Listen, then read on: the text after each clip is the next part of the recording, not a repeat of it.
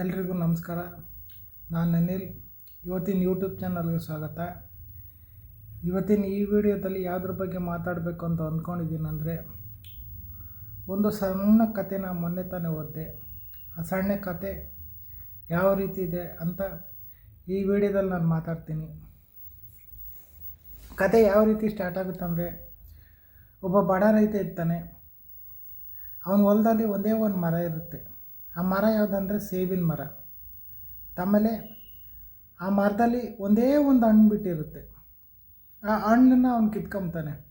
ಮತ್ತು ಆಮೇಲೆ ಅವನು ಅಂದ್ಕೊಂತಾನೆ, ಈ ಹಣ್ಣು ತುಂಬ ವಿಶೇಷವಾಗಿದೆ, ಮತ್ತು ಆಮೇಲೆ ಇದು ತುಂಬ ಚೆನ್ನಾಗಿದೆ, ಮತ್ತು ಆಮೇಲೆ ಇದನ್ನು ನಾನು ಯಾರಿಗಾರು ಉಡುಗೊರೆ ಕೊಡಬೇಕಲ್ಲ ಅಂತ ಅಂದ್ಕೊತಾನೆ.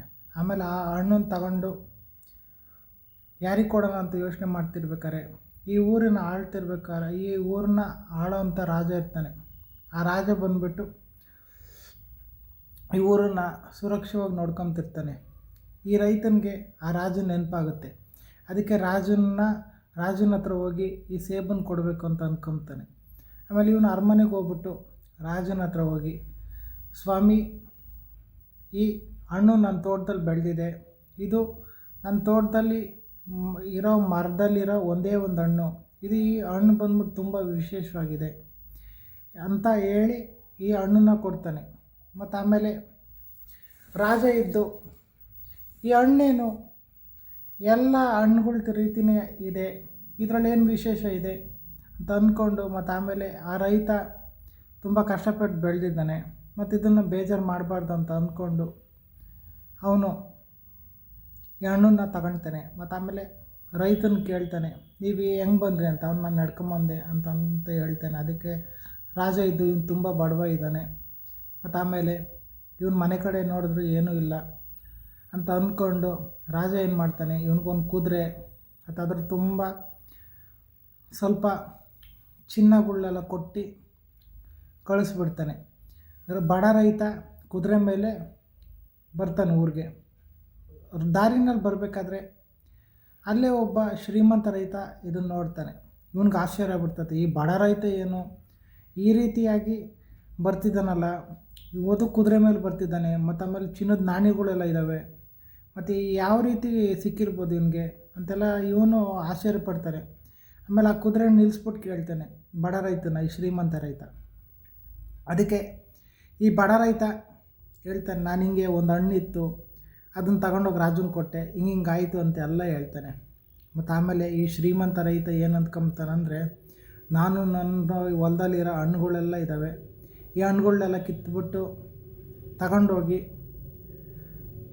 ಈ ರಾಜನ ಹತ್ರ ಕೊಟ್ಟರೆ ನನಗೂ ಒಳ್ಳೆ ಉಡುಗೊರೆ ಸಿಗುತ್ತೆ ಅಂತ ಹೇಳಿ ಅಂದ್ಕೊಂಡು ತನ್ನ ಹೊಲದಲ್ಲಿರೋ ಅಂಥ ಹಣ್ಣುಗಳನ್ನೆಲ್ಲ ಕತ್ತರಿಸಿ ಒಂದು ಚೀಲದಲ್ಲಿ ತುಂಬಿಸಿ ಅರಮನೆಗೆ ತಗೊಂಡೋಗ್ತಾನೆ.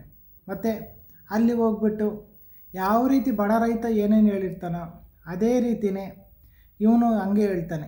ಮತ್ತು ಆಮೇಲೆ ಇವನು ರಾಜ ನಿನ್ಗೇನು ಬೇಕು ಅಂತ ಕೇಳ್ತಾನೆ.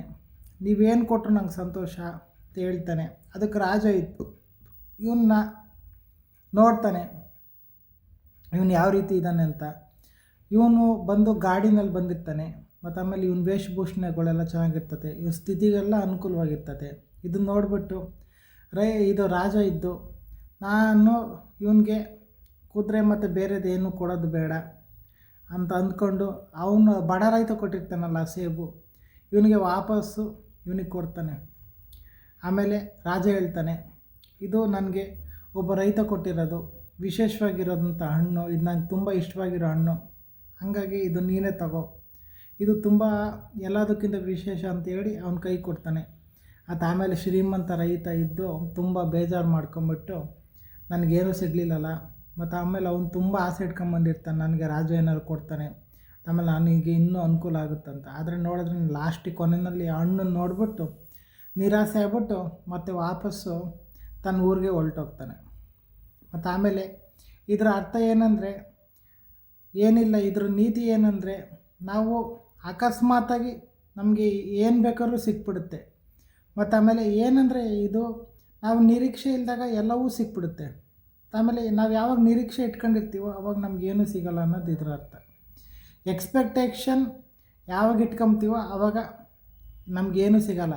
ಯಾವಾಗ ಎಕ್ಸ್ಪೆಕ್ಟೇಷನ್ ಏನು ಇಟ್ಕೊಂಡಿರಲ್ವಲ್ಲ ಆವಾಗ ನಮಗೆಲ್ಲ ಸಿಗುತ್ತೆ ಅಂತಲೇ ಇದು ಈ ಕಥೆಯ ಅರ್ಥ. ಮತ್ತು ಆಮೇಲೆ ಇದ್ರ ಮಾರಲ್ ಆಫ್ ದಿ ಸ್ಟೋರಿ ಬಂದು ಮತ್ತು ಆಮೇಲೆ ಈ ಕತೆ ಇಲ್ಲಿಗೆ ನಿಂತೋಗುತ್ತೆ. ಈ ಕತೆ ಇಲ್ಲಿಗೆ ಎಂಡ್ ಆಗುತ್ತೆ. ಹಂಗಾಗಿ ಈ ಕತೆ ನಾನು ಮೊನ್ನೆ ತಾನೇ ಓದಿದ್ನಲ್ಲ, ಹಂಗಾಗಿ ಹೇಳ್ಬೇಕಂತ ಅನ್ನಿಸ್ತು. ಈ ಕತೆ ನಾನು ಹೇಳಿದ್ದೀನಿ. ಮತ್ತು ಆಮೇಲೆ ಈ ವಿಡಿಯೋ ನಾನು ಇಲ್ಲಿಗೆ ನಿಲ್ಲಿಸ್ತೀನಿ. ಮತ್ತು ನೆಕ್ಸ್ಟ್ ವೀಡಿಯೋದಲ್ಲಿ ನಾನು ಬೇರೆದ್ರ ಬಗ್ಗೆ ಮಾತಾಡ್ತೀನಿ. Thank you so much.